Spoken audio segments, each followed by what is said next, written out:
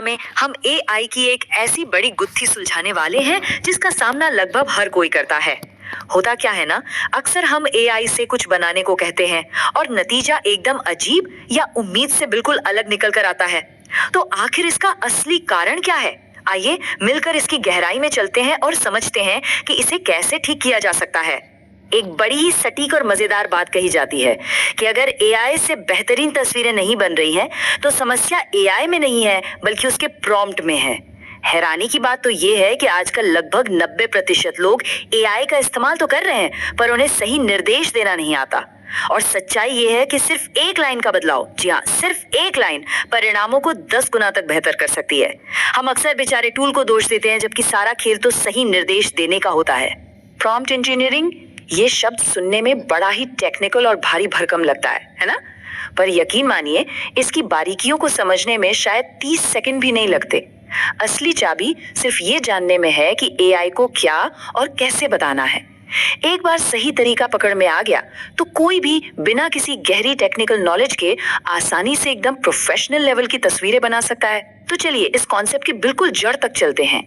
इसे आम जिंदगी के एक छोटे से उदाहरण से समझते हैं।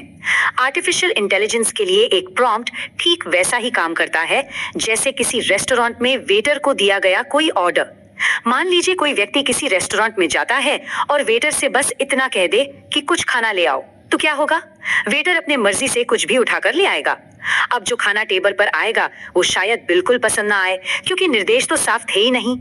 तो यहाँ बात एकदम साफ है, एक अस्पष्ट और अधूरा ऑर्डर हमेशा ऐसे नतीजे देगा जिनकी कोई उम्मीद नहीं होती।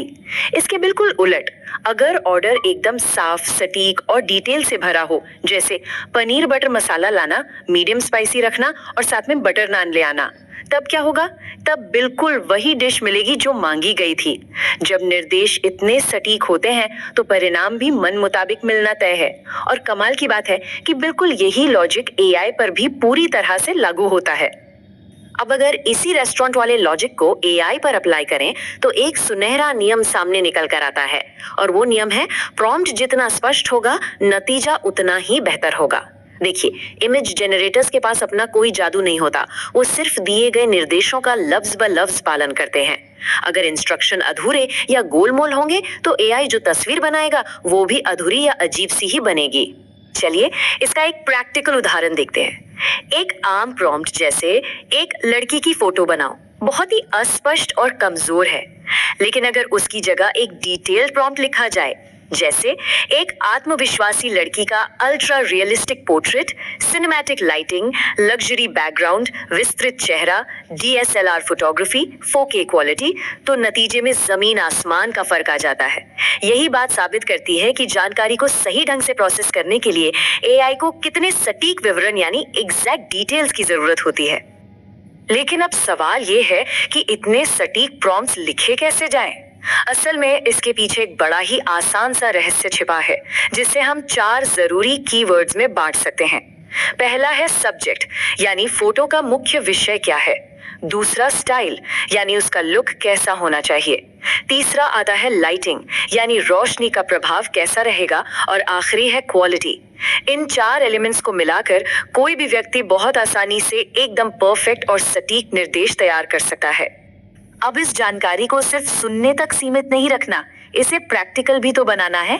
जो लोग इस विषय को और भी गहराई से सीखना चाहते हैं, वो कमेंट्स में सिर्फ प्रॉम्प्ट लिखकर एक फ्री प्रोफेशनल प्रॉम्प्ट फॉर्मूला प्राप्त कर सकते हैं। ये फॉर्मूला उन सभी के लिए एक बड़ा गेम चेंजर साबित होगा जो लगातार बेहतरीन और एकदम सटीक तस्वीरें बनाना चाहते हैं।